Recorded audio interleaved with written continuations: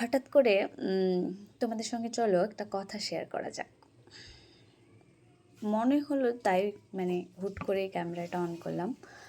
তো আমরা না অনেক সময় আমাদের ফ্যামিলি বলো, আমাদের রিলেটিভস বলো, সবাইকেই আমাদের কৃত্রিম দিকটা দেখাই, আমাদের ভালো দিকটা দেখাই।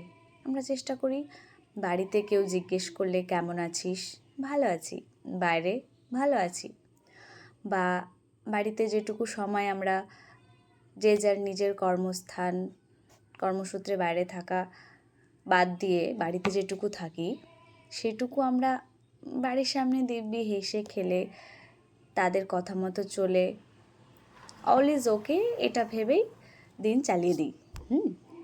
তো এটা বলতে চাইছি যে আমরা মেনলি বাড়িতে আমাদের রিলেটিভদের সামনে, আমাদের ফ্যামিলির সামনে আমাদের শুধু 20% তুলে ধরি নিজের। অনেক ক্ষেত্রে 20%ও অনেকে তুলে ধরতে পারে না। পয়েন্টটা বলা কেন, এবার আসি মেন পয়েন্টে।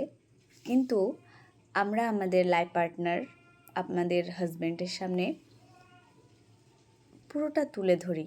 আমাদের খারাপ দিক, আমাদের রাগ, আমাদের ক্রোধ, আমাদের অভিযোগ, আমার নিজের চরিত্রের খারাপ দিক, আমার ব্যবহার, আমার অভিমান, A to Z সব তুলে ধরি।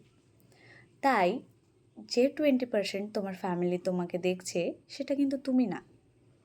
যে 80% তোমাকে তোমার হাজব্যান্ড বা তোমার লাইফ পার্টনার বা তোমার স্ত্রী দেখছে সেটাই তুমি। তাই একমাত্র হাজব্যান্ডের সামনে বা লাইফ পার্টনার বলো বা এক একজন থাকে ক্লোজ, যার সামনে তুমি নিজেকে ফ্লেক্সিবল করতে পারছো, তোমার 80% দেখাতে পারছো, তাকে তুমি তোমার লাইফ পার্টনার হিসেবে চুজ করো। আর ফ্যামিলিতে আমরা যেটুকু ভালো মন্দ গড়পড়তা রোজকার জীবনে চলে যাচ্ছে ভালো থাকাটুকুই দেখাই। আর সে তোমার বন্ধু হোক, তোমার ওয়াইফ হোক, তোমার হাজব্যান্ড হোক, যার সামনে তুমি তোমার ভাঙা চোরা তুমিটাকে দেখাতে পারো, তাকে জীবনসঙ্গী হিসাবে চুজ করো।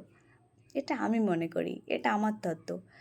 আর কারণ সে তোমার ওই 80% দেখবে, দেখার পর পুনরায় তোমাকে আবার ভালোবাসবে। সে যদি তোমাকে বোঝে, টলারেট করতে পারে, বেয়ার করতে পারে, তবেই তোমাদের আগামী দিন ভালো হবে। আবার তুমিও যদি তার পারো, একদিক থেকে কথাটা না, এটা আমি বলছি, বাট এটা দুতরফা হওয়া উচিত। তো একটা ছোট টিপস আমার তরফ থেকে, ভালো লাগলে লাইক, কমেন্ট, শেয়ার।